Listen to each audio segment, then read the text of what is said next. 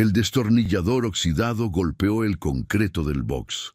«¡Fuera de aquí, rata de taller!».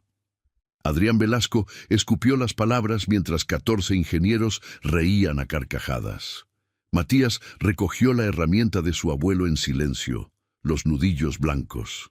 Afuera, 80.000 personas esperaban la carrera final del campeonato mundial. El arrogante multimillonario no imaginaba la lección que estaba a punto de recibir.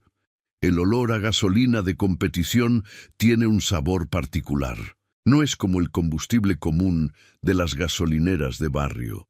Es más denso, más químico, casi dulce si cierras los ojos y dejas que invada tus pulmones. Matías Córdoba conocía ese olor desde antes de saber caminar. Lo había respirado en el taller diminuto de su abuelo Aurelio, entre motores desarmados y herramientas que brillaban bajo la luz amarillenta de un foco viejo. Ahora, a sus 12 años, ese mismo olor llenaba los boxes del Autódromo Internacional Hermanos Rodríguez. Pero aquí todo era diferente. Aquí el combustible costaba más que el sueldo mensual de su padre. Aquí las herramientas valían más que la casa donde vivían. Aquí él no era nadie. El trapeador mojado golpeaba el piso de concreto pulido con un ritmo monótono. Derecha, izquierda, derecha, izquierda. Matías observaba su reflejo distorsionado en el charco de agua sucia mientras limpiaba. Un niño flaco, cabello despeinado, ropa desgastada que alguna vez fue blanca. Sus manos, aunque pequeñas, ya tenían las marcas permanentes de quien trabaja con grasa y metal desde temprana edad. Callos en los dedos, uñas que ningún jabón conseguía limpiar completamente, pequeñas cicatrices de cortes accidentales, manos de mecánico, manos de obrero, manos que no pertenecían a ese lugar de millonarios y cámaras de televisión. Roberto Córdoba, su padre, limpiaba los vidrios del box número 7 a pocos metros de distancia. Tenía 43 años, pero aparentaba 60. La vida no había sido generosa con él. Viudo desde hacía 4 años, cuando Clara, la madre de Matías, perdió la batalla contra una enfermedad que los médicos del hospital público detectaron demasiado tarde. Desde entonces, Roberto trabajaba doble turno como personal de limpieza en el autódromo para mantener a su hijo en la escuela y poner comida en la mesa. No era mucho, pero era honesto.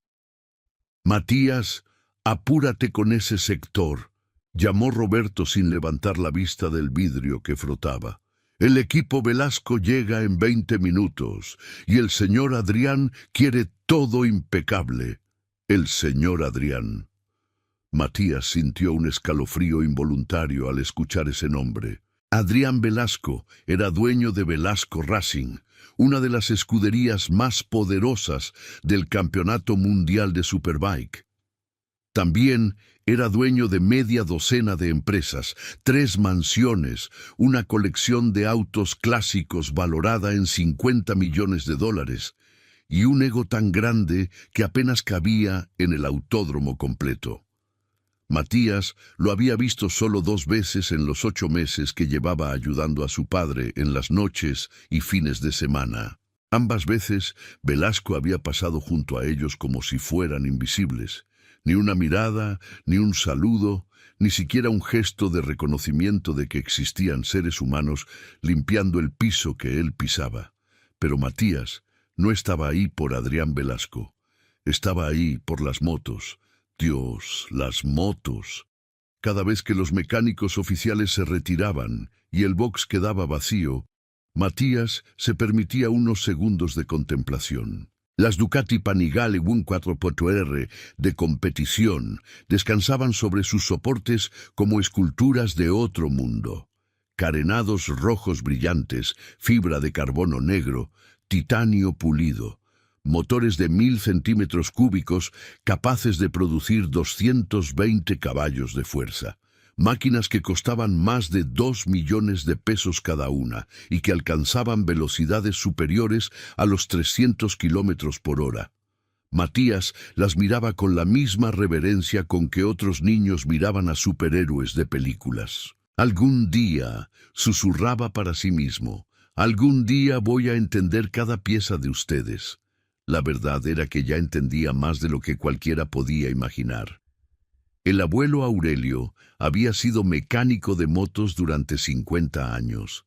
No tenía títulos universitarios ni certificaciones internacionales, pero sus manos habían reparado más de 3.000 motocicletas a lo largo de su vida. Desde las viejas Carabela mexicanas hasta las Harley Davidson de coleccionistas ricos que llegaban a su taller de barrio porque alguien les había dicho que el viejo Aurelio podía hacer magia con los motores. Y era cierto. Aurelio no veía las máquinas como objetos mecánicos, las sentía, escuchaba sus latidos, percibía sus dolencias, diagnosticaba sus males con solo cerrar los ojos y dejar que el sonido del motor le contara su historia. «Las motos hablan, mi niño», le decía a Matías cuando apenas tenía 6 años y ya pasaba las tardes en el taller. «Solo necesitas aprender su idioma». Matías aprendió.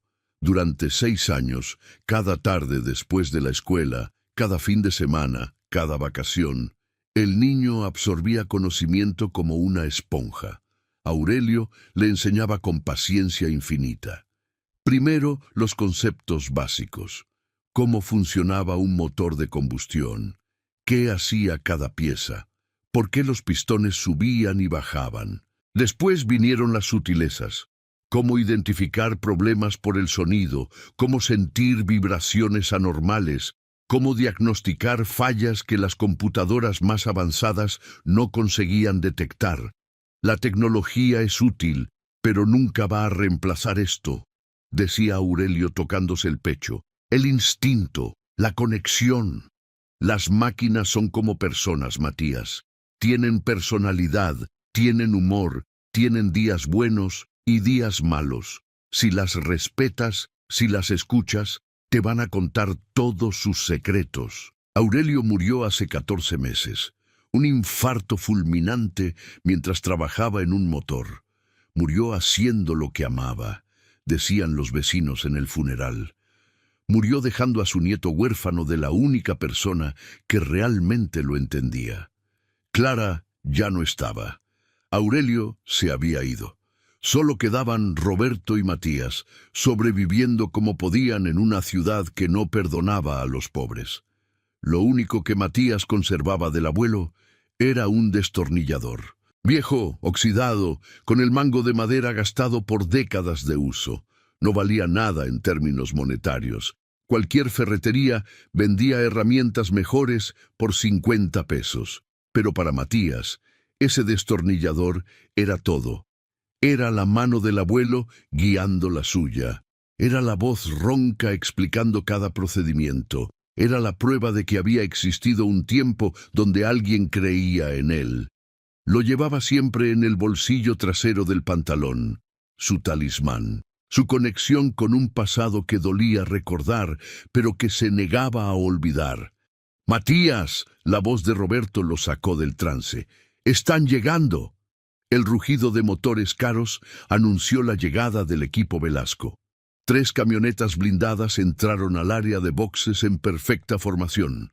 Negras, vidrios polarizados, llantas que costaban más que el salario anual de Roberto. Detrás de ellas, un Porsche Cayenne color plata del que descendió primero un guardaespaldas con traje oscuro y audífono en la oreja. Después otro. Y finalmente, como si el mundo entero estuviera esperándolo, apareció Adrián Velasco. Matías dejó de trapear. No porque quisiera, sino porque su cuerpo se paralizó automáticamente. Era como ver a un depredador entrar en territorio de presas. El instinto decía que no debías moverte, no debías respirar fuerte, no debías existir. Adrián Velasco tenía 54 años, cabello canoso perfectamente peinado hacia atrás, traje azul marino que probablemente costaba más que un auto promedio, y una mirada que hacía sentir a cualquiera como un insecto. Alto, complexión atlética mantenida por entrenadores personales y cirugías discretas, caminaba con esa seguridad absoluta de quien nunca en su vida había escuchado la palabra no. Detrás de él venía un séquito de personas. Asistentes con tablets, ejecutivos con portafolios y un grupo de 14 hombres con batas blancas que Matías identificó inmediatamente como los ingenieros del equipo. 14 ingenieros, doctorados en universidades de Alemania, Japón, Italia. Especialistas en aerodinámica, combustión, electrónica, materiales compuestos. El equipo técnico más caro del campeonato mundial. Genios certificados con diplomas enmarcados y artículos publicados en revistas científicas.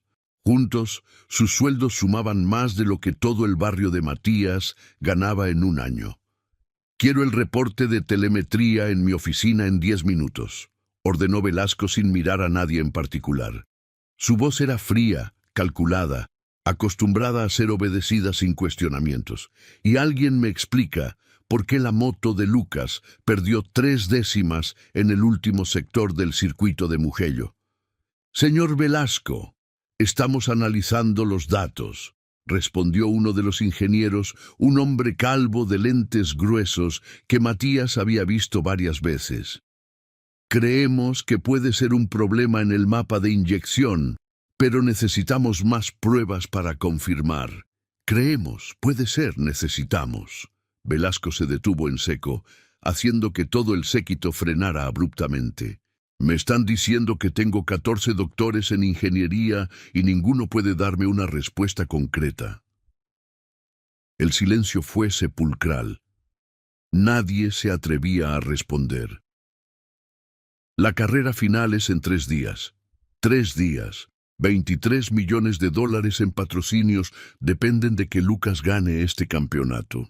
Y ustedes me dicen que creen que puede ser algo, pero necesitan más pruebas». «Señor, los sistemas modernos son extremadamente complejos», intentó explicar otro ingeniero, más joven, con acento alemán. «La moto tiene más de 200 sensores que generan terabytes de información.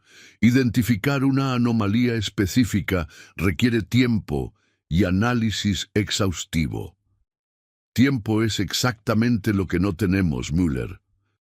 Velasco pronunció el nombre como si fuera un insulto. «Para eso les pago fortunas, para que resuelvan problemas, no para que me den excusas académicas». La tensión en el box era sofocante. Matías miró a su padre. Roberto negó con la cabeza casi imperceptiblemente. «No te metas, no digas nada, no existimos aquí». Pero el susurro del motor seguía resonando en la mente de Matías. Sabía lo que era, estaba casi seguro.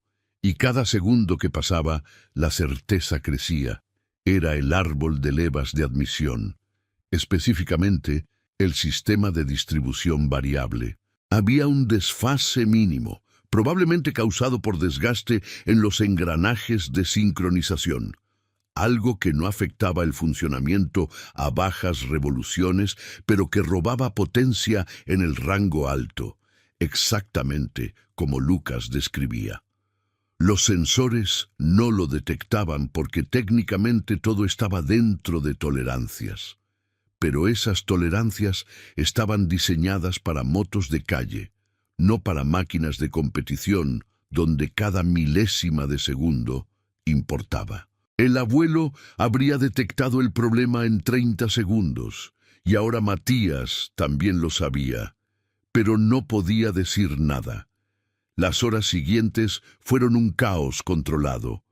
Los ingenieros trabajaban en las motos con la precisión de cirujanos, conectando cables, revisando componentes, analizando gráficos interminables en sus pantallas. Matías y Roberto limpiaban los sectores periféricos del box, manteniéndose lejos del centro de acción, pero lo suficientemente cerca para que Matías pudiera observar todo.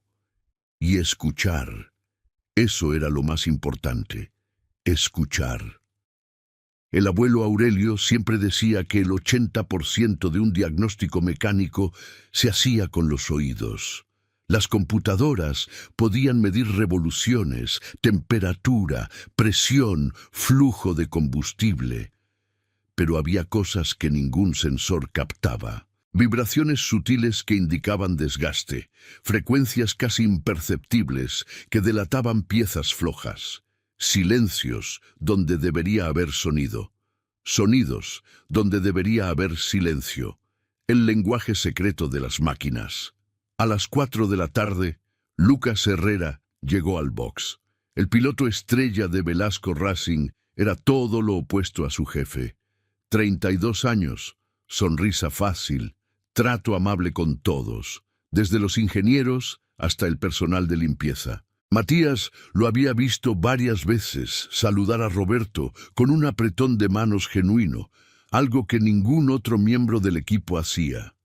Lucas venía de orígenes humildes, hijo de un mecánico de pueblo que había hipotecado su casa para pagar las primeras carreras de su hijo.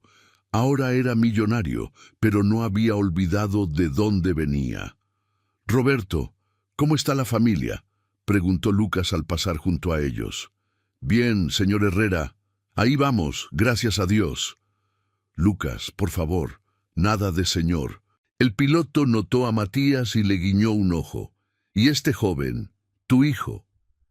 «Sí, Matías, me ayuda a los fines de semana». Lucas se acercó y extendió la mano. Matías la estrechó, sorprendido por el gesto.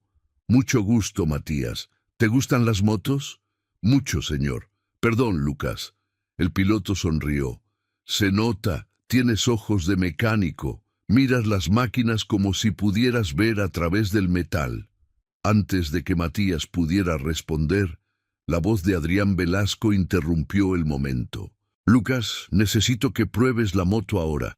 Los ingenieros dicen que ajustaron el problema». «Voy, Adrián». Lucas le dio una palmada en el hombro a Matías. «Hablamos después, joven mecánico». Matías sintió un calor extraño en el pecho. Joven mecánico. Alguien lo había visto. Alguien había reconocido lo que él realmente era, aunque estuviera disfrazado de hijo del limpiador. Lucas se puso su traje de cuero, el casco con los colores del equipo, y montó la Ducati número 1. El motor rugió al encenderse, un sonido que para la mayoría era simplemente potencia y velocidad. Pero para Matías era una sinfonía compleja de miles de componentes trabajando en armonía. O al menos, eso debería ser. Frunció el ceño. Algo no estaba bien.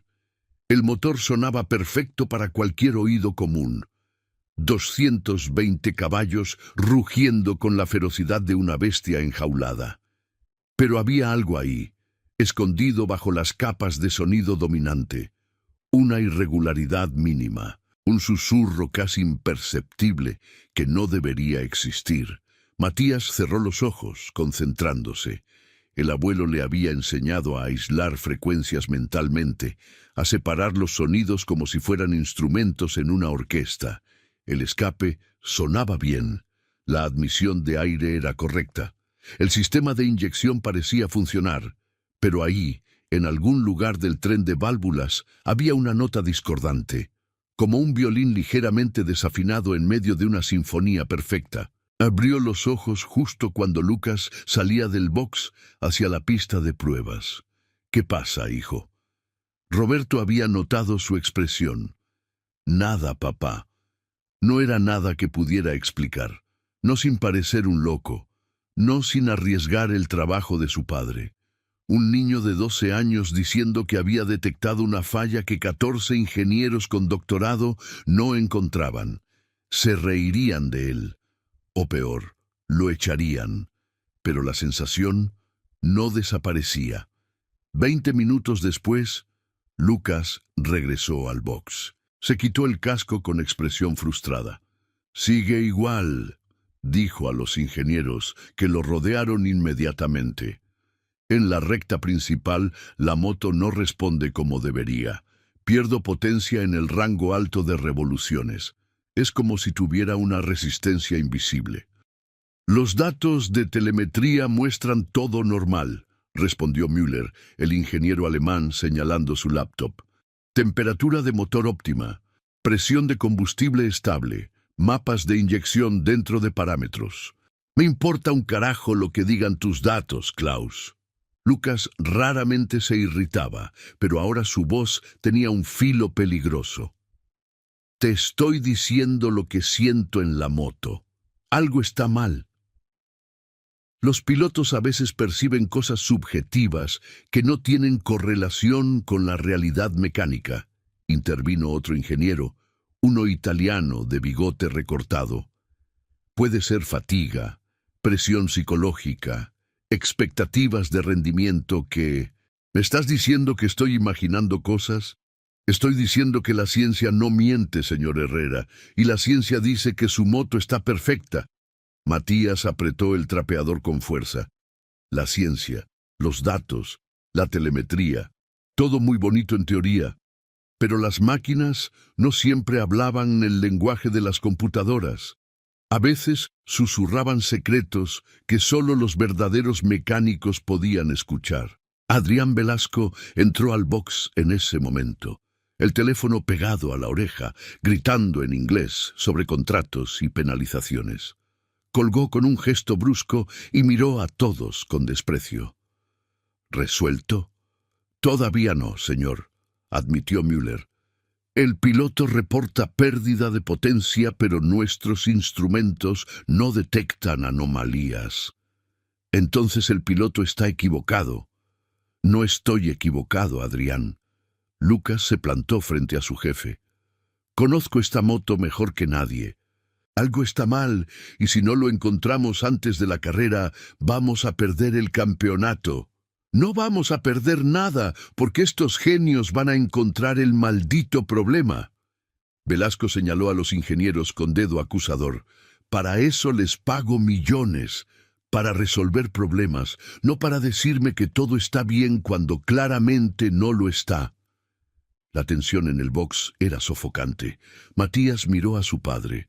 Roberto negó con la cabeza casi imperceptiblemente. No te metas, no digas nada. No existimos aquí. Pero el susurro del motor seguía resonando en la mente de Matías. Sabía lo que era.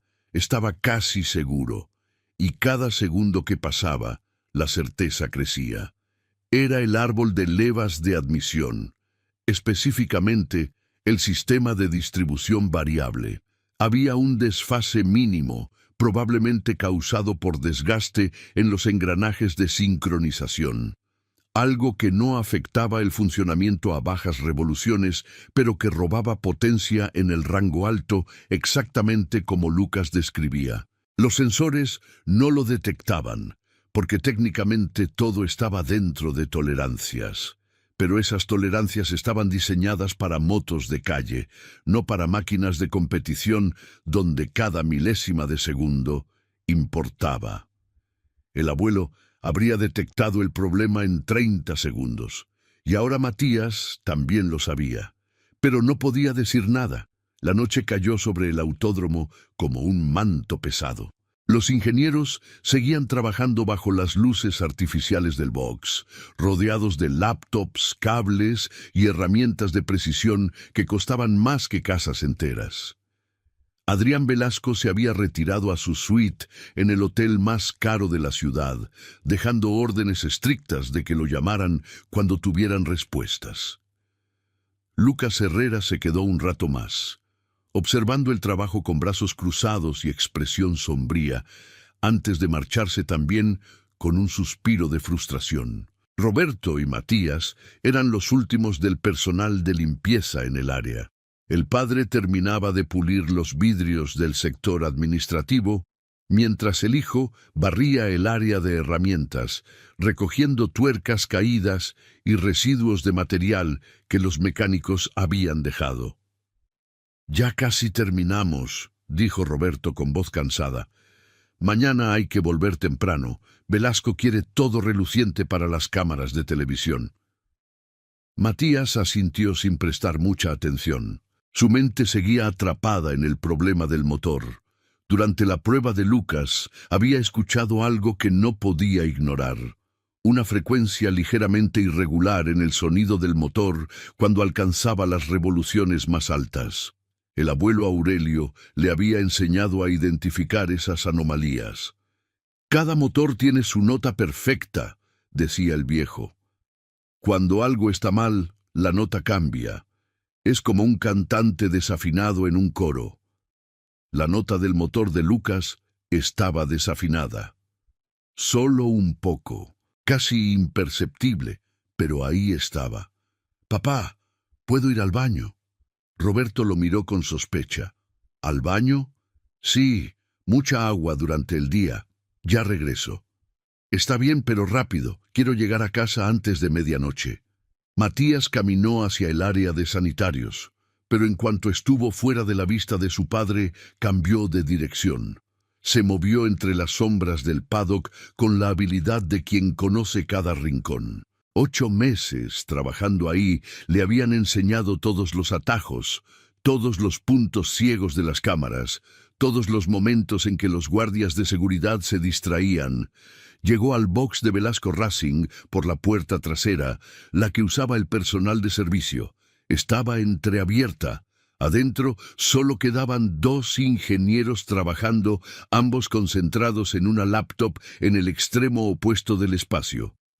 Uno era Müller, el alemán. El otro era más joven, italiano, llamado Marco. «Los datos no muestran nada», decía Marco frustrado. «He revisado cada parámetro 3 veces. Todo está dentro de especificaciones». «Tal vez el problema no está en los datos», respondió Müller pensativo. «Tal vez estamos buscando en el lugar equivocado.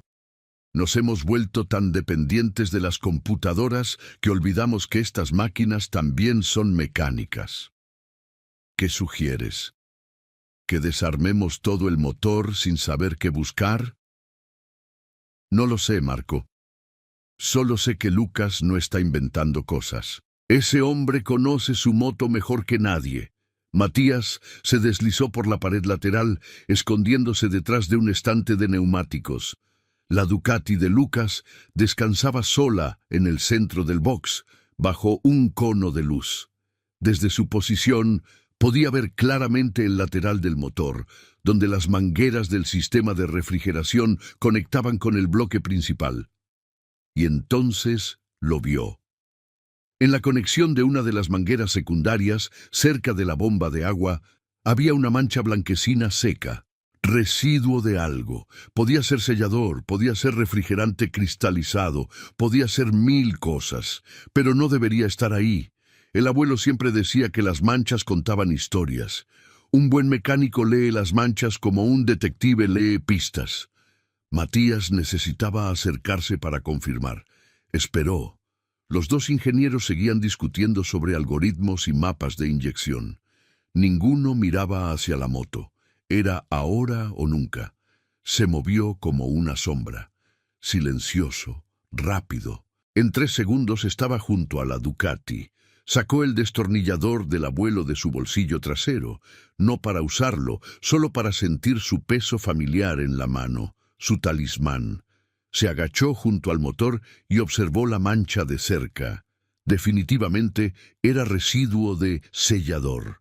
Había formado una costra en el exterior de la conexión, lo que significaba que probablemente había filtrado hacia adentro también. Si había suficiente residuo dentro de la manguera, podría estar restringiendo el flujo de refrigerante.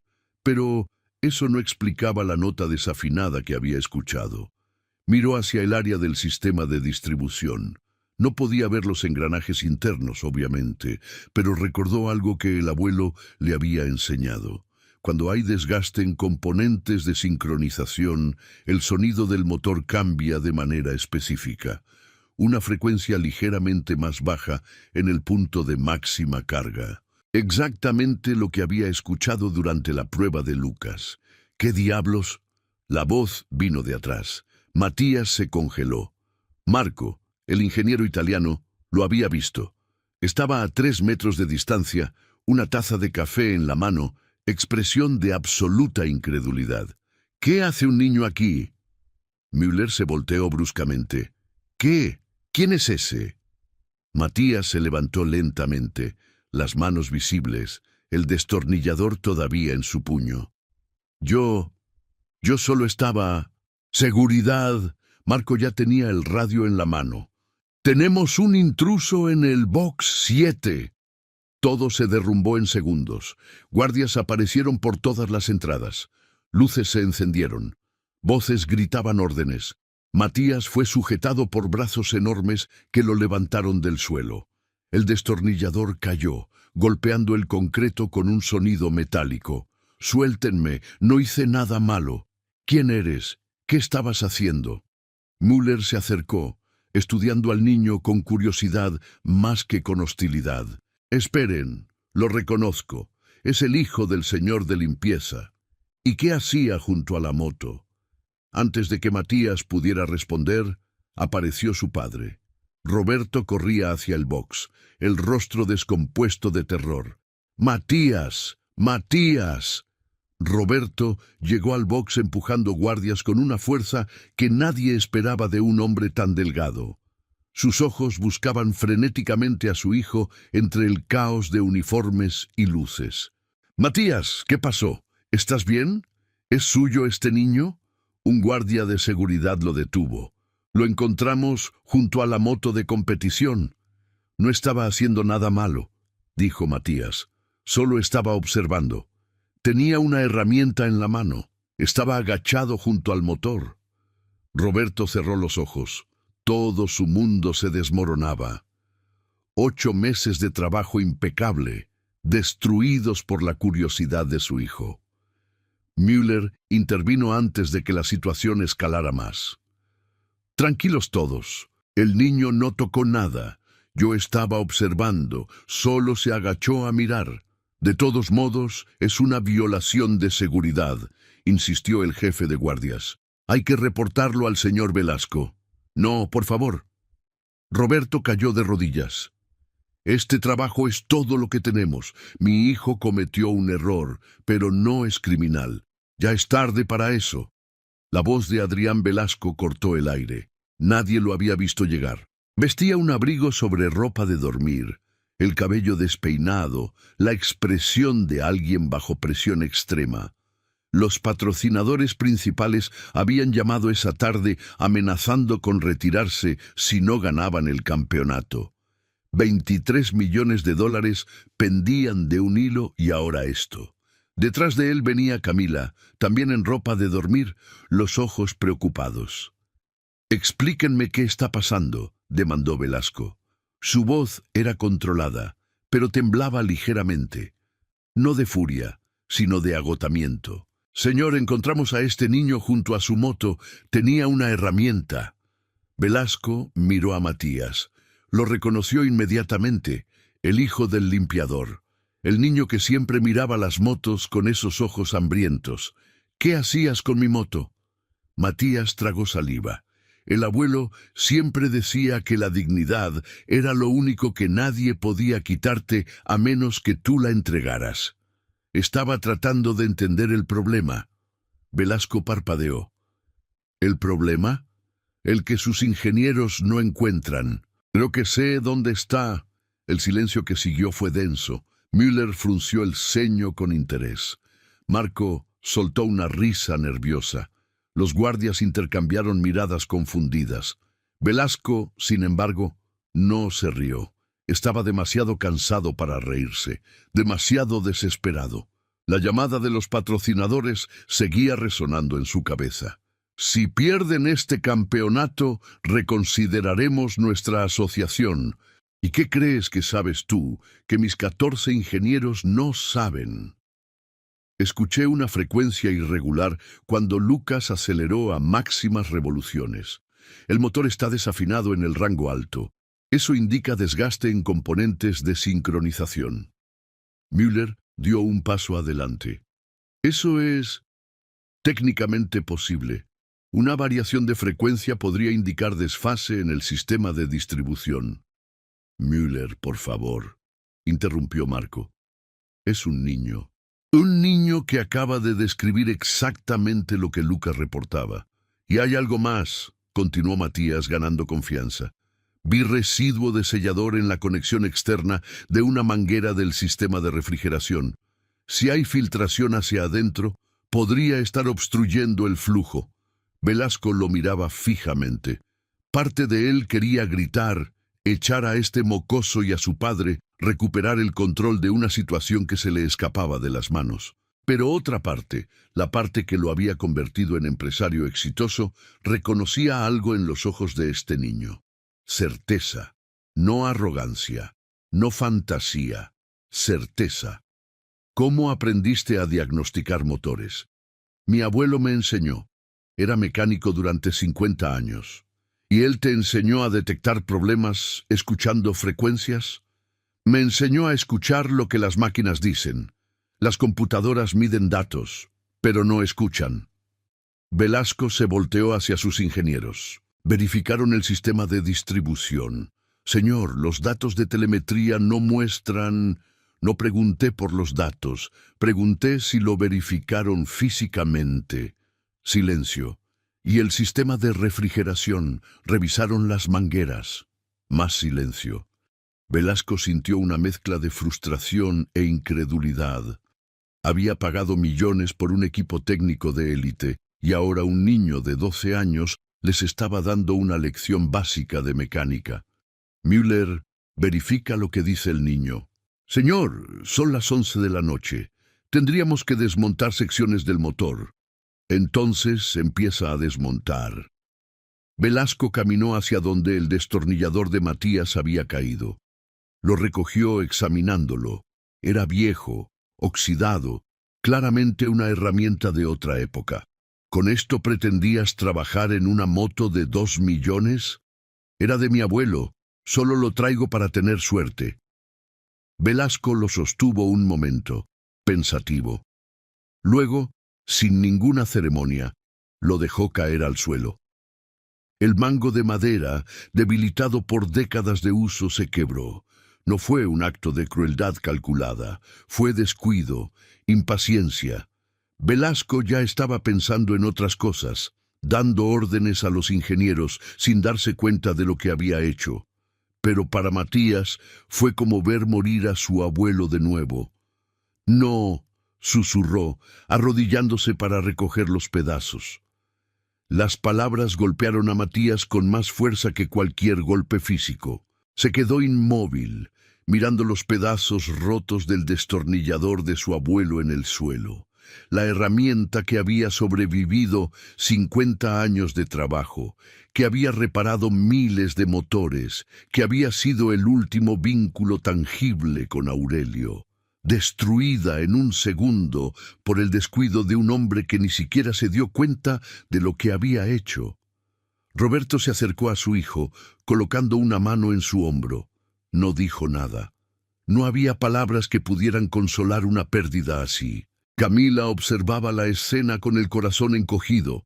Había visto a su padre hacer muchas cosas cuestionables a lo largo de los años, pero esto era diferente. Esto era crueldad accidental, tal vez la peor forma de crueldad, porque ni siquiera era intencional. Papá, susurró acercándose a Velasco, el destornillador. ¿Qué? Velasco estaba dando instrucciones a Müller sobre el procedimiento de verificación. Lo rompiste. Era de su abuelo. Velasco miró hacia donde Matías seguía arrodillado, sosteniendo los pedazos de madera y metal como si fueran reliquias sagradas. Por un momento, algo cruzó por su rostro. ¿Culpa? ¿Reconocimiento? Pero desapareció tan rápido como llegó. Ahora no, Camila. Tenemos trabajo que hacer. Pero papá, dije que ahora no. Camila apretó los puños, pero no insistió. Conocía a su padre lo suficiente para saber cuándo era inútil discutir. Los ingenieros comenzaron el proceso de desmontaje, mientras Matías y Roberto permanecían en una esquina del box. Nadie los había echado todavía, pero tampoco nadie les prestaba atención. Eran invisibles nuevamente, como siempre habían sido. «Vámonos, hijo», dijo Roberto suavemente. «Ya no hay nada que hacer aquí». Pero Matías negó con la cabeza. «Quiero ver si tenía razón». «Matías». «Por favor, papá, necesito saber». Roberto suspiró. Entendía. Era el mismo impulso que había guiado a Aurelio durante 50 años. La necesidad de saber, la necesidad de entender, la necesidad de estar en lo correcto no por orgullo, sino por amor a las máquinas. Está bien, nos quedamos. Los minutos se convirtieron en horas. Los ingenieros trabajaban metódicamente, desmontando secciones del motor con precisión quirúrgica. Velasco observaba con brazos cruzados, impaciente pero contenido.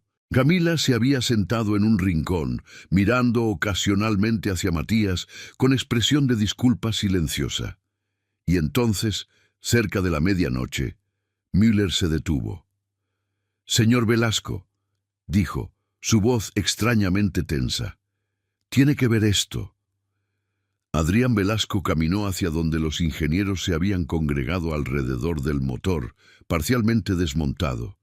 Había pasado 1 hora desde que ordenó la verificación. 1 hora de silencio tenso, interrumpido solo por el sonido de herramientas y murmullos técnicos.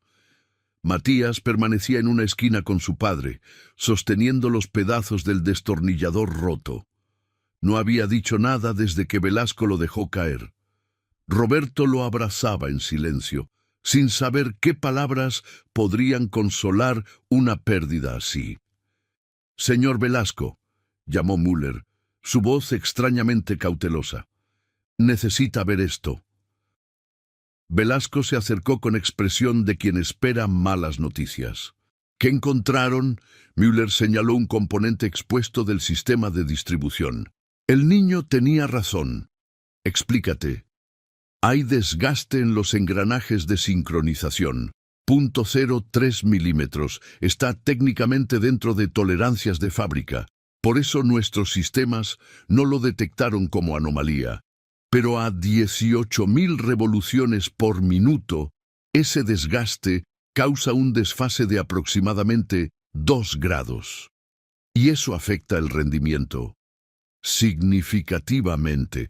Pérdida de potencia en el rango alto de revoluciones, exactamente lo que Lucas reportaba». Müller pausó, mirando hacia donde Matías estaba sentado. El niño lo detectó por el sonido. Dijo que la frecuencia estaba irregular. «Tiene razón. Hicimos un análisis de espectro y hay una variación de 5 Hz en la frecuencia dominante». Velasco procesó la información en silencio. Parte de él quería encontrar alguna explicación alternativa, alguna forma de no admitir que un niño de 12 años había superado a su equipo de élite. ¿Y el sistema de refrigeración? Marco, el ingeniero italiano, respondió esta vez. Su tono había perdido toda la condescendencia anterior. También tenía razón. Encontramos residuos de sellador obstruyendo parcialmente una manguera secundaria. Estaba reduciendo el flujo de refrigerante en aproximadamente 15%. ¿Cómo es posible que no detectaran esto antes? Müller suspiró, porque no estábamos buscando. Señor Velasco, el 95% de los problemas en motos modernas son electrónicos o de software. Nos hemos especializado tanto en datos digitales que olvidamos los fundamentos mecánicos. Ese niño vio cosas que nosotros ignoramos porque estábamos mirando pantallas en lugar de mirar la máquina. «No lo vio», corrigió Velasco secamente. «Lo escuchó». «Exactamente. Es una habilidad que pocos tienen hoy en día. Los mecánicos de la vieja escuela la desarrollaban después de décadas de experiencia. Que un niño de 12 años la tenga es extraordinario». Velasco miró hacia Matías. El niño seguía en la esquina, la cabeza baja, acariciando los pedazos rotos del destornillador. No había alegría en su postura, ningún orgullo por haber tenido razón, solo tristeza. Y entonces Velasco recordó. El destornillador. Lo había dejado caer sin pensar, impaciente por continuar con el trabajo. No había sido un acto deliberado de crueldad, pero el resultado era el mismo. «El destornillador», murmuró para sí mismo. «Perdón, señor». Nada. Velasco se volteó hacia sus ingenieros. ¿Pueden reparar el problema? Sí, tenemos los repuestos, pero tomará varias horas. Entonces empiecen. La carrera es mañana. Mientras los ingenieros se movilizaban, Velasco se acercó lentamente hacia donde Matías y Roberto esperaban. El padre se tensó, visiblemente, preparado para defender a su hijo. «Señor Velasco, lo que pasó fue mi culpa», comenzó Roberto. «Yo debí vigilarlo mejor. Si alguien tiene que ser castigado...» Velasco levantó una mano. «El niño encontró un problema que mi equipo no pudo detectar en 3 días. No hay castigo por eso». «Entonces, ¿no estamos despedidos?» Velasco no respondió directamente. En cambio, se dirigió a Matías. «Tu abuelo, ¿cuántos años trabajó como mecánico?» Matías levantó la mirada. Sus ojos estaban rojos pero secos. 50 años. ¿Y te enseñó todo lo que sabía? Todo lo que pudo antes de morir. Velasco asintió lentamente. Müller me dijo que detectaste el problema por el sonido, una variación de frecuencia. ¿Cómo supiste qué significaba? Mi abuelo decía que cada motor tiene su nota perfecta. Cuando algo está mal, la nota cambia. Es como un cantante desafinado. Usted no necesita saber de música para notar que algo suena mal. ¿Y la manguera? ¿Cómo supiste que había un problema ahí? Vi el residuo de sellador en la conexión externa. Era visible, solo que nadie estaba mirando. Velasco absorbió las respuestas. Simple, directo, sin arrogancia ni dramatismo, solo hechos. El destornillador que rompí. Era importante. Por primera vez, la compostura de Matías se quebró un poco. Era lo único que me quedaba de mi abuelo. Velasco cerró los ojos brevemente. Había cometido muchos errores en su vida, pero pocos le pesaban tanto como este momento. Había destruido algo irreemplazable por simple descuido. «No puedo arreglar eso», dijo finalmente. «Ninguna disculpa puede reparar algo así». No esperaba disculpas. Lo sé, pero la tendrás de todos modos. No debí ser tan descuidado. Era lo más cercano a una disculpa que Adrián Velasco había ofrecido en años. No era suficiente, ambos lo sabían, pero era un comienzo. Roberto tomó a Matías del brazo y comenzó a caminar hacia la salida. No había nada más que hacer.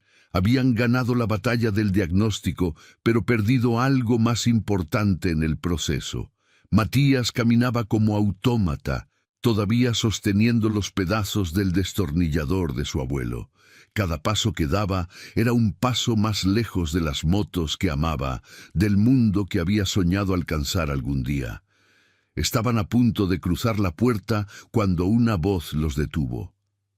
«Espera». No era Velasco, no era Camila, era Lucas Herrera. El piloto había llegado sin que nadie lo notara, todavía en ropa de dormir, el cabello despeinado. Alguien del equipo le había llamado para informarle del incidente. Ahora caminaba hacia el grupo con expresión seria. «¿Qué está pasando aquí?» «Lucas, esto no te concierne», dijo Velasco con tono de advertencia. «Me concierne todo lo que tiene que ver con mi moto y con mi campeonato». Lucas miró a su alrededor, evaluando la situación. «Me dicen que encontraron el problema. Mis ingenieros están trabajando en ello». «No fueron tus ingenieros quienes lo encontraron». Lucas caminó hacia Matías, deteniéndose frente a él. «Fuiste tú, ¿verdad? El joven mecánico». Matías asintió en silencio. «Cuéntame, ¿qué encontraste?». Matías repitió la explicación. El desgaste en los engranajes de sincronización que detectó por la variación de frecuencia. El residuo de sellador que vio en la conexión de la manguera. Lucas escuchaba con atención absoluta, asintiendo en los puntos técnicos. «Tiene sentido», dijo cuando Matías terminó. «Explica exactamente lo que yo sentía, esa resistencia invisible en altas revoluciones. Sabía que algo estaba mal, pero nadie me creía». Lucas, el niño invadió el box sin autorización, intervino Velasco. Tocó equipamiento que no debía tocar. Encontró un problema que tu equipo multimillonario no pudo detectar en 3 días. Lucas se volteó hacia Velasco con frialdad. ¿Sabes cuánto me costó llegar aquí, Adrián? No hablo de dinero, hablo de sacrificio. Mi padre vendió todo lo que tenía para que yo pudiera correr. Trabajamos juntos en un taller de pueblo, igualito que el abuelo de este niño. Mis manos también conocen la grasa y el aceite.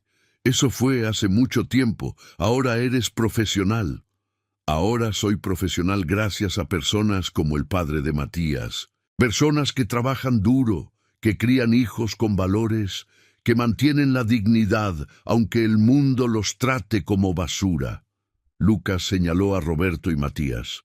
Y tú los vas a echar a la calle, después de que su hijo nos salvó el campeonato. Todavía no sabemos si realmente nos salvó nada. Los ingenieros aún no han hecho la reparación. Entonces que la hagan. Pero estos dos no se van a ningún lado hasta que sepamos si funciona. Velasco apretó los puños. Odiaba que lo desafiaran, especialmente frente a su propio equipo. Pero Lucas era su piloto estrella, el generador de millones en patrocinios. No podía simplemente ignorarlo.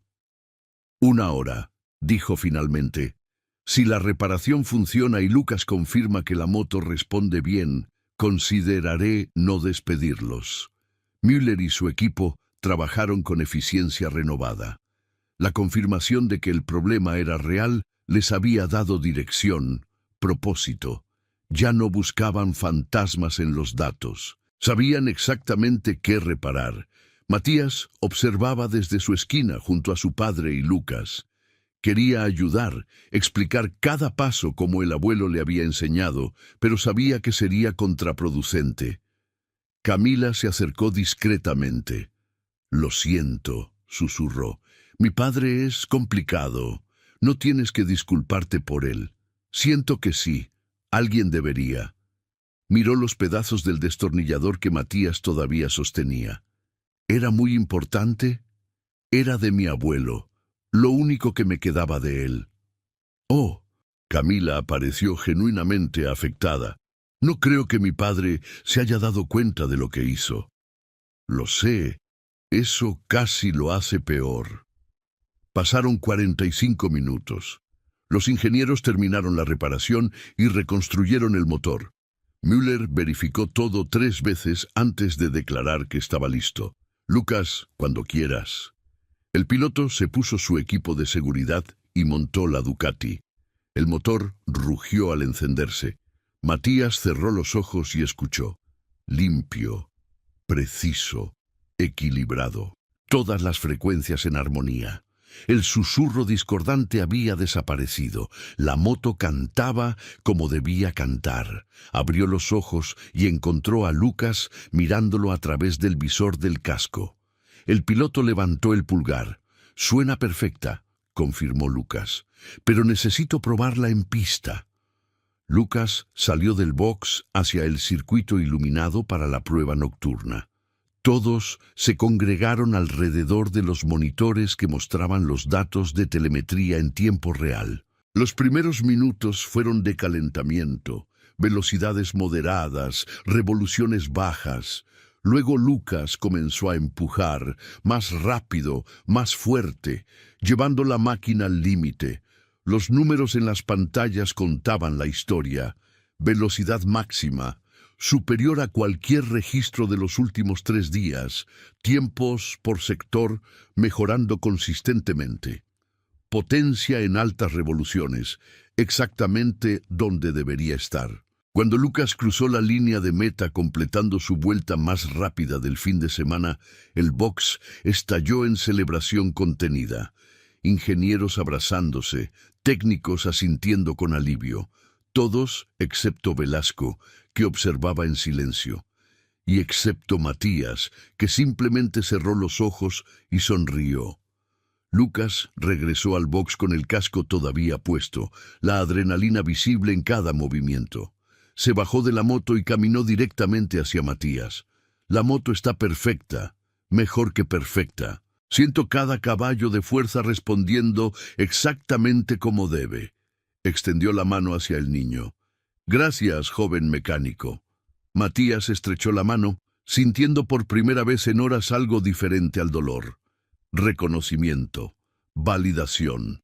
Roberto observaba con ojos húmedos, su hijo, su pequeño Matías, siendo reconocido por quien era realmente. Velasco se acercó. Su expresión era difícil de leer. No había calidez, pero tampoco hostilidad. Müller, dijo sin apartar los ojos de Matías, quiero que este joven tenga acceso al box durante la carrera, no como personal de limpieza, como observador técnico. Señor, él tiene 12 años. Hay regulaciones. Me importan poco las regulaciones. Este niño diagnosticó en minutos lo que ustedes no pudieron en días. Si puede ayudarnos mañana, lo quiero aquí.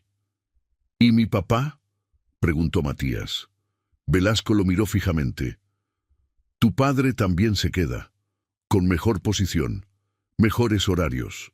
Si puede ver la carrera, como espectador no trabajando. Velasco casi sonrió. Casi. Entradas VIP, las mejores del circuito. Roberto negaba con la cabeza, abrumado. Señor Velasco, no sé qué decir. No digas nada. Solo asegúrate de que tu hijo duerma algo esta noche. Mañana será un día largo. No era una disculpa por el destornillador. No era reconocimiento completo de su error. Pero era algo. Un paso pequeño en la dirección correcta. Son las 4 de la mañana, dijo Lucas. Todos necesitamos descansar. Roberto y Matías caminaron hacia la salida del autódromo. El cielo comenzaba a clarear en el horizonte. Papá, dijo Matías cuando finalmente estuvieron solos. Sí, hijo. ¿El abuelo estaría orgulloso? Roberto se detuvo. Miró a su hijo a los ojos. Hijo, tu abuelo está sonriendo ahora mismo desde donde sea que esté. El día de la carrera final del Campeonato Mundial de Superbike amaneció con un cielo perfectamente azul sobre el autódromo Hermanos Rodríguez. 80.000 espectadores llenaban las gradas, una marea de colores y banderas representando pilotos y equipos de todo el mundo. Las cámaras de televisión transmitirían el evento a más de 120 países. Millones de dólares en apuestas, patrocinios y premios colgaban del resultado de las próximas vueltas. Matías llegó al circuito con su padre a las 8 de la mañana, una hora antes de lo indicado. No podía dormir más. La adrenalina lo mantenía despierto desde las 5, repasando mentalmente cada detalle del motor, imaginando la carrera, sintiendo la anticipación como una corriente eléctrica bajo la piel. Roberto vestía ropa nueva. Velasco había enviado un mensajero la noche anterior con un sobre que contenía dinero en efectivo y una nota escueta, para gastos inmediatos. Hablaremos del resto mañana. Era más dinero del que Roberto había visto junto en años. Habían comprado ropa decente para los dos, desayunado en un restaurante real por primera vez en meses y todavía sobraba. No me acostumbro a esto, murmuró Roberto mientras caminaban hacia el box de Velasco Racing. Siento que en cualquier momento alguien va a decir que fue un error y que volvamos a trapear pisos. No fue un error, papá. Lo sé, hijo, pero después de tantos años siendo invisible, es difícil creer que alguien finalmente nos ve. Cuando llegaron al box, el ambiente era completamente diferente al de las noches anteriores. Había energía, entusiasmo, ese zumbido particular que precede a los grandes eventos. Los mecánicos trabajaban con eficiencia coordinada, verificando cada sistema de las motos. Los ingenieros monitoreaban datos en sus pantallas. El aire olía a gasolina de competición y a tensión contenida. Müller fue el primero en notar su llegada. Matías, Roberto, bienvenidos. El alemán extendió la mano para saludarlos, un gesto que 2 días antes habría sido impensable. El señor Velasco dejó instrucciones. Matías, estarás conmigo durante la carrera. Quiere que observes todo el proceso técnico. ¿Y mi papá? El señor Velasco preparó un lugar especial para él en el área VIP, las mejores vistas del circuito, como prometió. Roberto negó con la cabeza. Prefiero quedarme aquí. Quiero ver a mi hijo trabajar. Müller sonrió. Eso también puede arreglarse. Hay espacio en el área técnica para familia de personal. Camila apareció minutos después, vestida con los colores del equipo por primera vez en su vida. Jean ajustado, chaqueta con el logo de Velasco Racing, cabello recogido en una cola práctica. «Buenos días, joven mecánico», saludó a Matías con una sonrisa. «¿Listo para la historia?» ¿Historia? Hoy vamos a ganar el campeonato mundial, y cuando lo hagamos, todo el mundo va a saber que fue gracias a un niño de 12 años del barrio. Camila le guiñó un ojo. Vas a ser famoso. Matías no sabía cómo procesar eso. La fama nunca había sido parte de sus sueños. Solo quería entender máquinas, trabajar con sus manos, honrar la memoria de su abuelo. Pero Camila parecía genuinamente emocionada por él, así que simplemente sonrió. Lucas Herrera llegó a las 9 en punto, rodeado de su equipo personal de preparación física y mental. Pero lo primero que hizo fue buscar a Matías. «Mi mecánico de la suerte», dijo abrazándolo brevemente. «¿Dormiste algo?» «Poco. Yo tampoco, pero la adrenalina compensa». Lucas se puso serio por un momento. «Escucha, Matías. Lo que pase hoy, gane o pierda, quiero que sepas algo. Tú ya ganaste. Encontraste un problema que nadie más pudo ver. Demostraste tu valor. Eso nadie te lo puede quitar». «Gracias, Lucas. No me agradezcas. Solo sigue siendo quien eres. El mundo necesita más personas como tú». La mañana pasó en un torbellino de actividad. Entrenamientos libres, clasificación, ajustes de última hora. Matías observaba todo con ojos hambrientos, absorbiendo cada detalle, cada procedimiento, cada decisión técnica. Müller, que inicialmente lo había mirado con escepticismo, comenzó a explicarle activamente lo que estaban haciendo. «¿Ves estos valores?», señalaba el ingeniero en su pantalla. «Indican la temperatura del motor en tiempo real. Si sube demasiado, tenemos que ajustar la mezcla de combustible». «Mi abuelo hacía lo mismo», respondió Matías, «pero sin computadora. Solo tocaba el motor y sabía». Eso es impresionante y un poco aterrador. No es aterrador, es solo experiencia. A las 2 de la tarde, los pilotos se alinearon en la parrilla de salida. Lucas había clasificado segundo, detrás del líder del campeonato, un italiano llamado Marco Bianchi, que le llevaba solo 3 puntos en la clasificación general. Matemáticamente, quien cruzara primero la meta ganaría el título. El box de Velasco Racing era un hervidero de tensión. Incluso Adrián Velasco, que normalmente mantenía una fachada de control absoluto, parecía nervioso. Caminaba de un lado a otro, revisando monitores, hablando con ingenieros, mirando constantemente hacia la pista.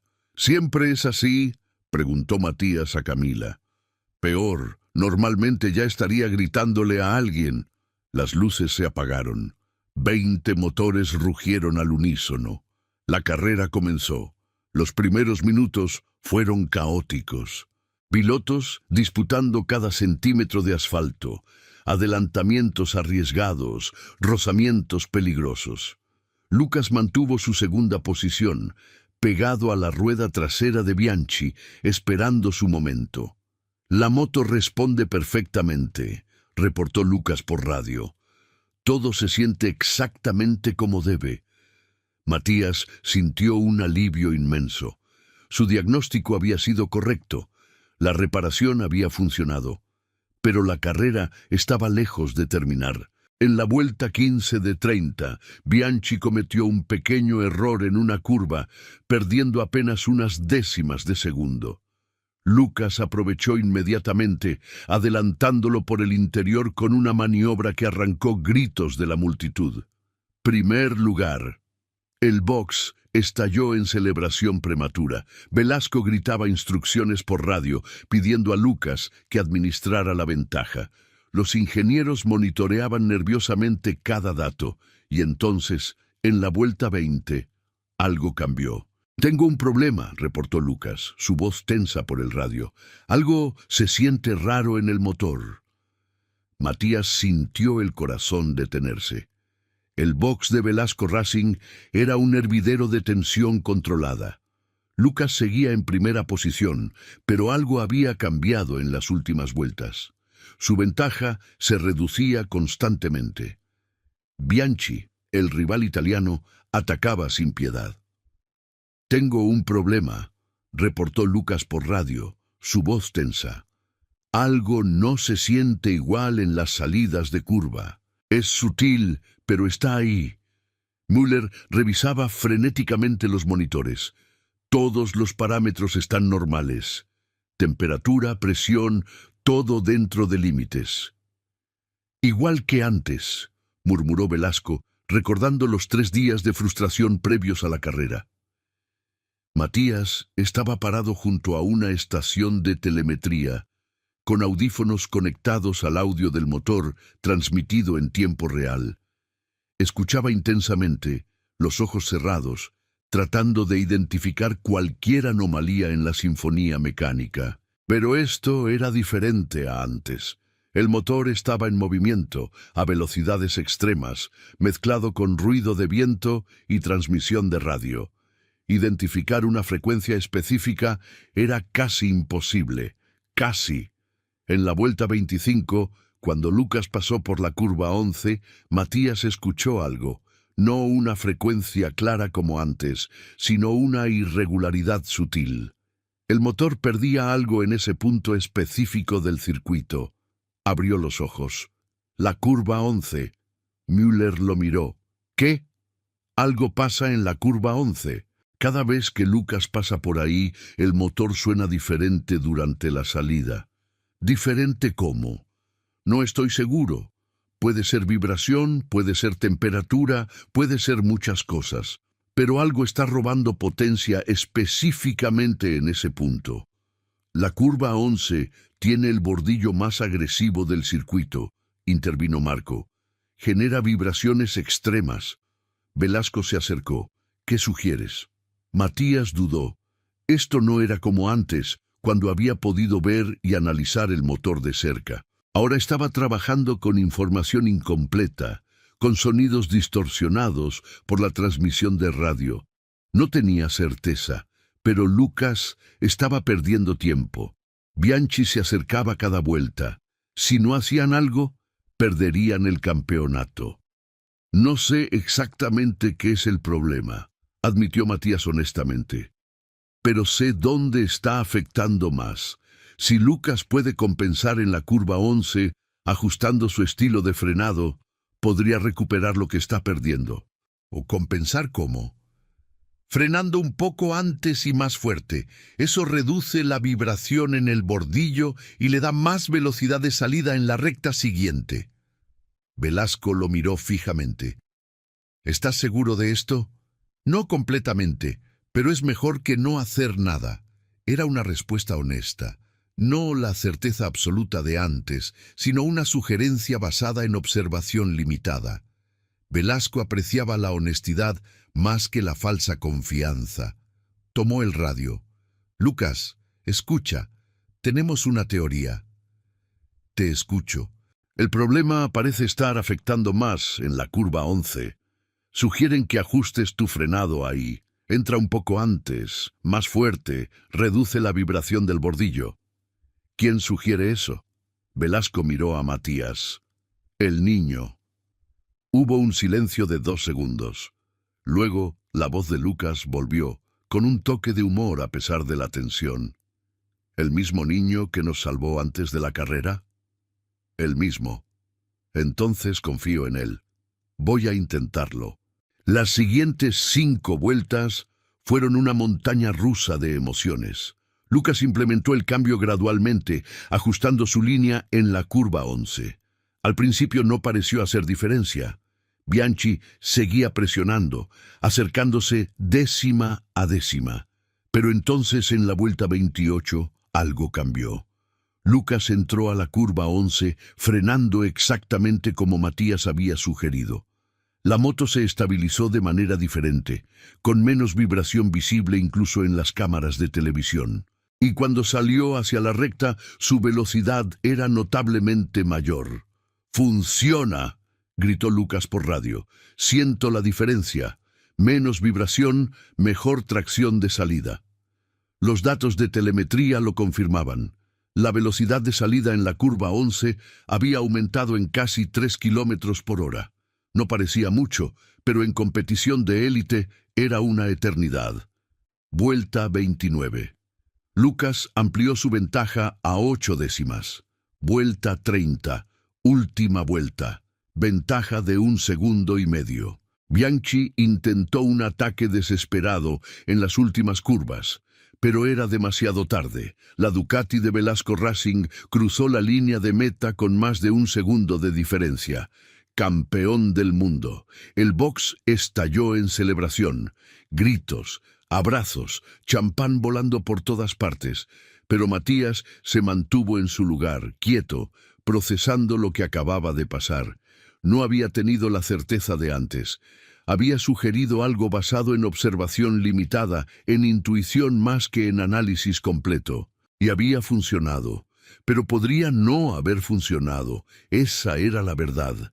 La diferencia entre el éxito y el fracaso había sido pequeña. Lucas había confiado en él, y esa confianza había dado frutos. Pero la próxima vez podría ser diferente. El abuelo siempre decía que un buen mecánico conoce sus límites, sabe cuándo tiene certeza y cuándo solo tiene una corazonada.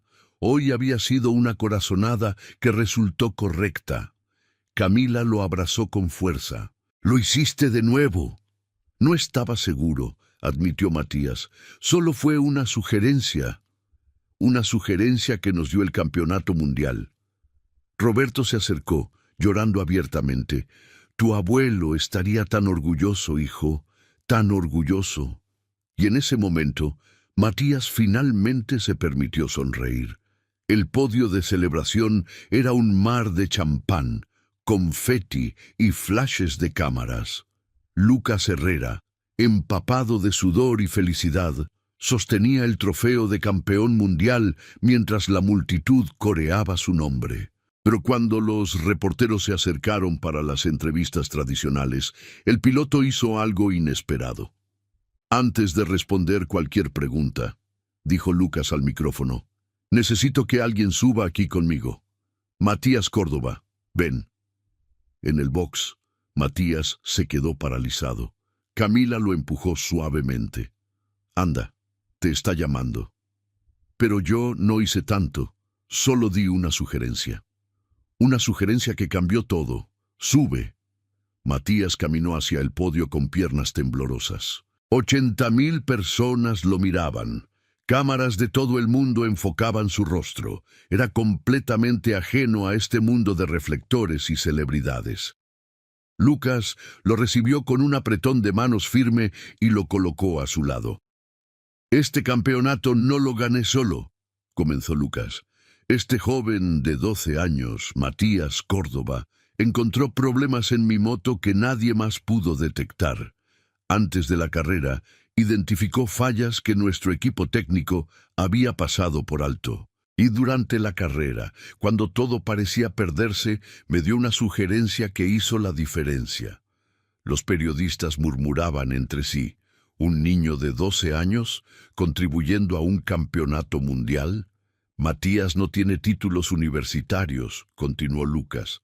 «Solo tiene las enseñanzas de su abuelo, un mecánico de barrio, y con eso fue capaz de ver cosas que profesionales con décadas de experiencia no vieron». Una reportera levantó la mano. «Matías, ¿cómo aprendiste sobre motores?»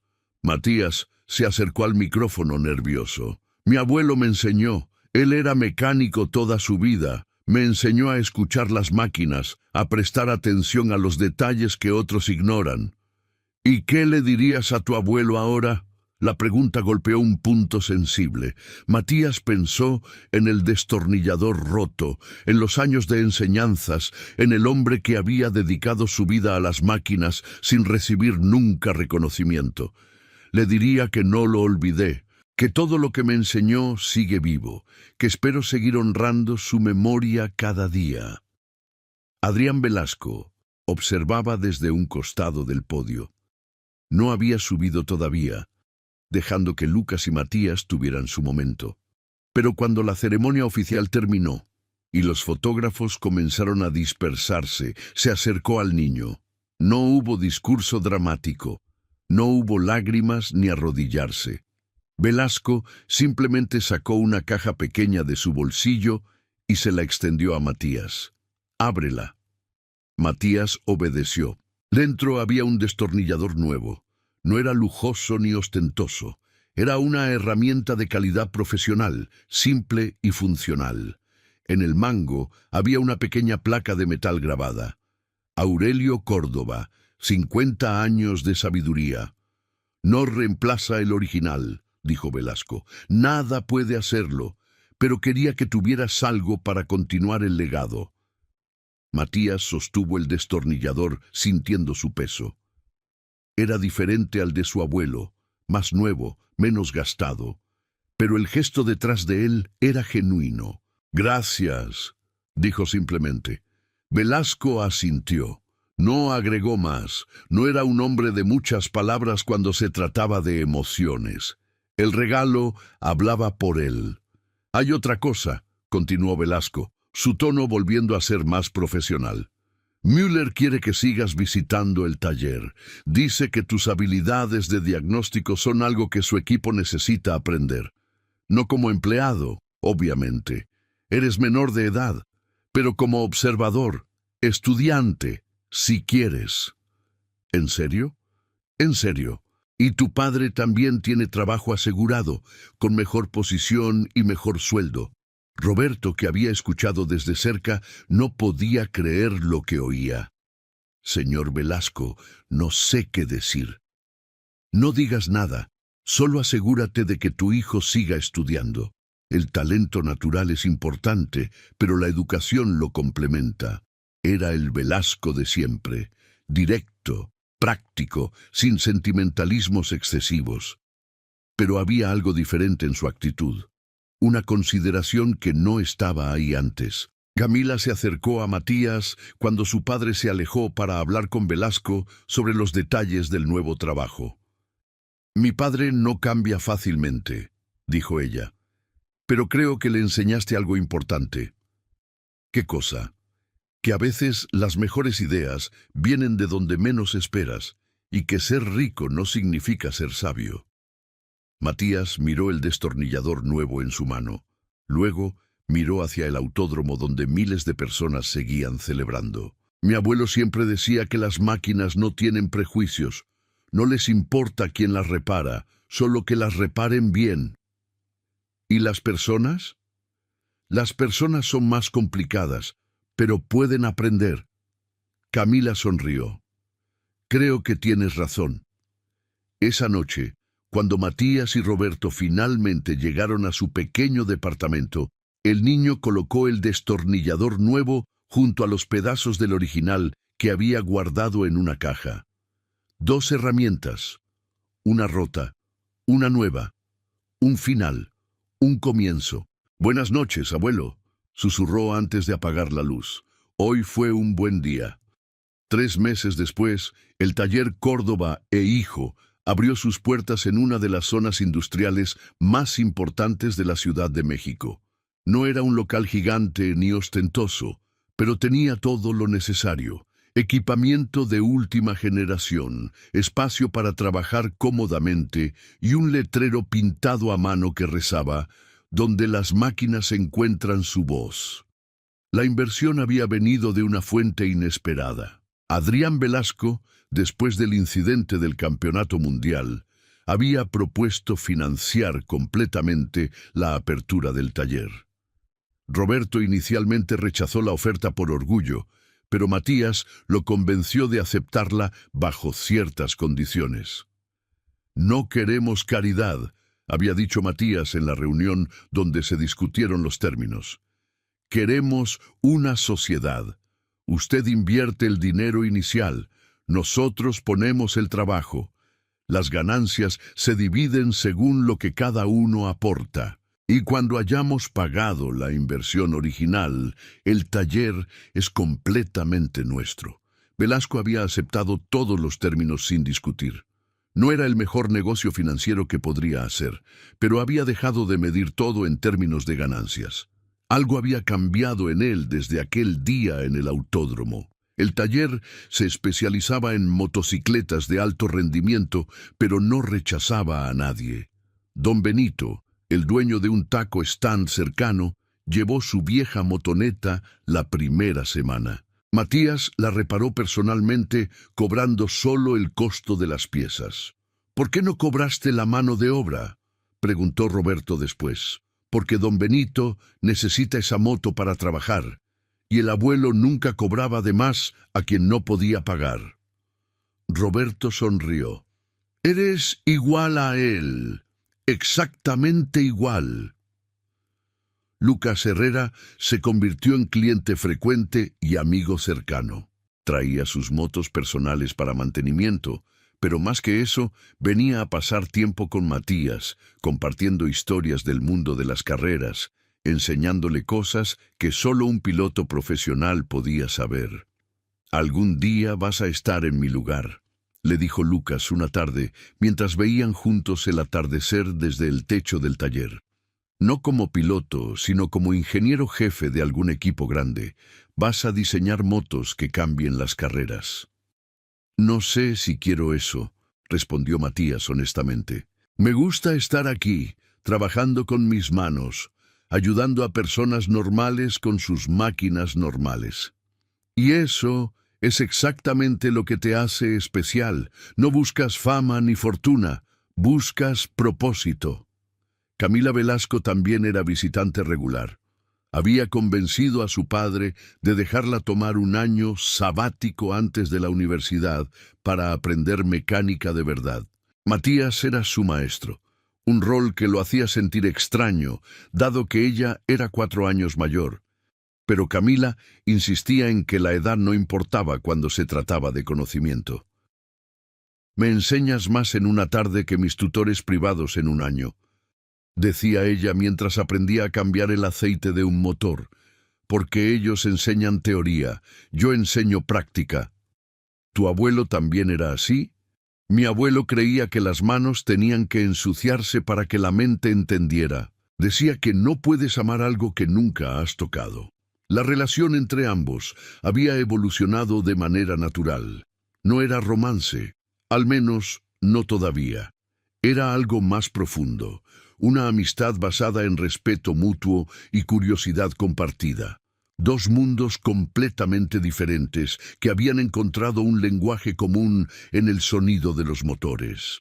El video del podio de celebración se había vuelto viral mundialmente. Matías Córdoba, el niño mecánico que humilló a 14 doctores, era tendencia en redes sociales. Ofertas llegaban constantemente. Contratos con equipos de carreras, propuestas de reality shows, invitaciones a conferencias. Roberto las filtraba todas, rechazando la mayoría. «Tu educación viene primero», insistía. «Puedes ser famoso después de terminar la escuela». Matías había sido inscrito en una de las mejores escuelas técnicas del país, con beca completa cortesía de una fundación que Velasco había creado específicamente para jóvenes talentosos de escasos recursos. No era solo para Matías, era para todos los niños como él, con habilidades extraordinarias pero sin oportunidades. La Fundación Aurelio Córdoba se llamaba, en honor al abuelo que había inspirado todo. La vida había cambiado dramáticamente en 3 meses, de limpiar pisos en un autódromo a ser dueño de un taller propio, de ser invisible a ser reconocido en la calle, de sobrevivir con lo justo a tener seguridad financiera. Pero algunas cosas no cambiaban. Cada mañana, antes de abrir el taller, Matías sacaba el destornillador nuevo que Velasco le había regalado y lo colocaba junto a una foto del abuelo Aurelio, que ahora presidía la pared principal del local. «Buenos días, abuelo», decía. «Otro día de trabajo, otra oportunidad de honrar lo que me enseñaste». Y cada noche, antes de dormir, sacaba los pedazos del destornillador original que todavía guardaba en una caja especial. Los tocaba suavemente, sintiendo la madera gastada, el metal frío, la historia de 50 años de trabajo grabada en cada marca. «Gracias», susurraba, «por todo», porque las herramientas podían romperse, pero las enseñanzas eran eternas. El abuelo Aurelio vivía en cada diagnóstico correcto, en cada motor reparado, en cada cliente satisfecho. Su legado no era un destornillador de madera y acero. Su legado era Matías. 5 años después, Matías Córdoba cumplía 17 y estaba a punto de graduarse con honores de la escuela técnica más prestigiosa del país. Pero ese día no pensaba en calificaciones ni ceremonias. Estaba en el box del Autódromo Hermanos Rodríguez, exactamente donde todo había comenzado, preparando una moto para la carrera más importante de su vida. No era cualquier moto. Era la Ducati que él mismo había diseñado durante los últimos 2 años, en colaboración con el Departamento de Investigación de Velasco Racing. El proyecto había nacido como tesis escolar, pero se había convertido en algo mucho más grande. Una máquina que incorporaba todo lo que Matías había aprendido, tanto de la tecnología moderna como de las enseñanzas ancestrales de su abuelo. El piloto sería Lucas Herrera, quien a sus 37 años había anunciado que esta sería su última temporada. Quería retirarse con un campeonato más y quería hacerlo con una moto diseñada por el joven que había salvado su carrera años atrás. ¿Nervioso?, preguntó Lucas acercándose mientras Matías hacía los últimos ajustes. Aterrorizado. Bien, el día que dejes de sentir miedo es el día que dejes de importarte. Roberto observaba desde una esquina del box, ahora como jefe de mecánicos oficial del equipo.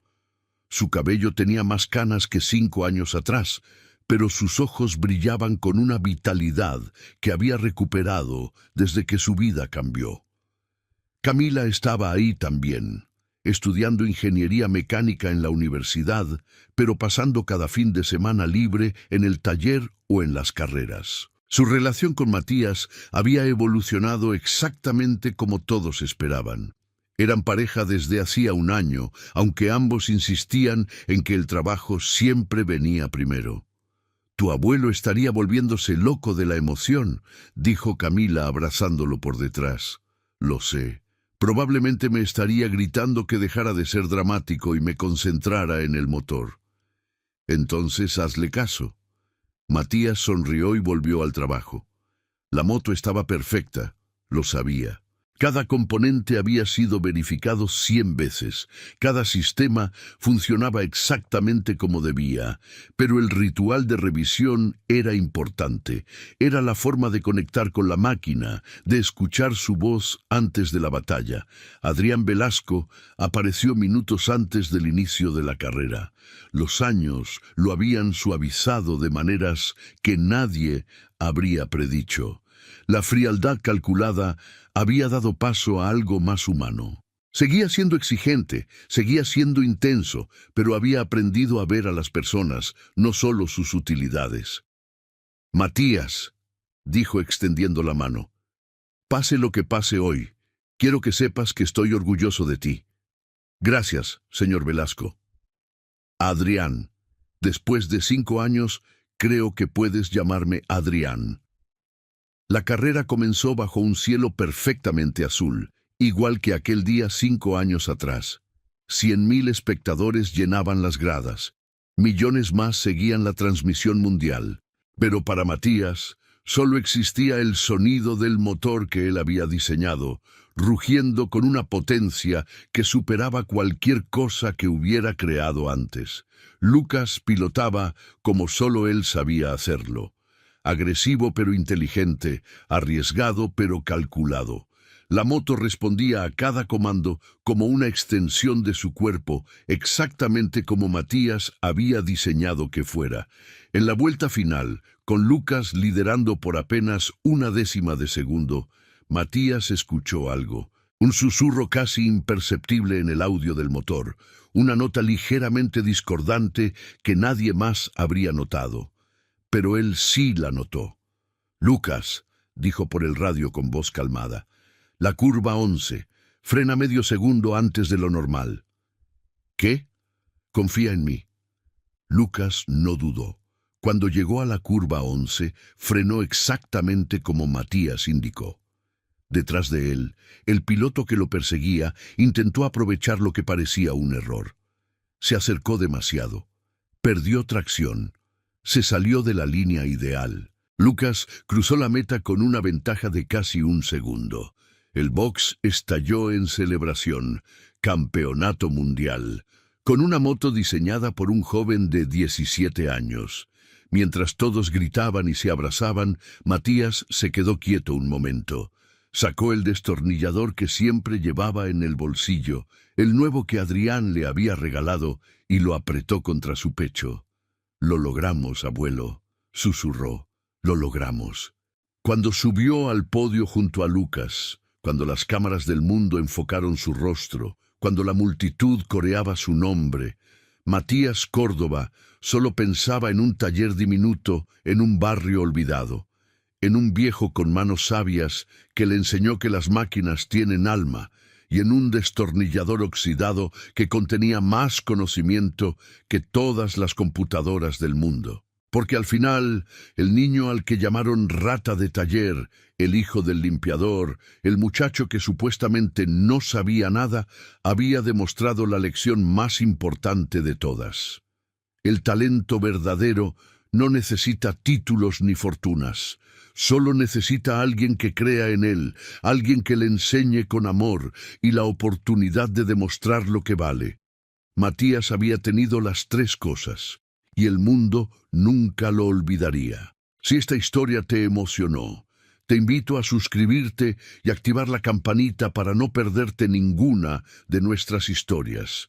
Y si quieres seguir sintiendo este tipo de emociones, te recomiendo ver la historia de un anciano humilde que fue humillado brutalmente en un banco de lujo. El gerente ordenó desinfectar donde él pisó. Lo que nadie sabía era quién realmente era ese hombre. Te aseguro que el final te dejará sin palabras.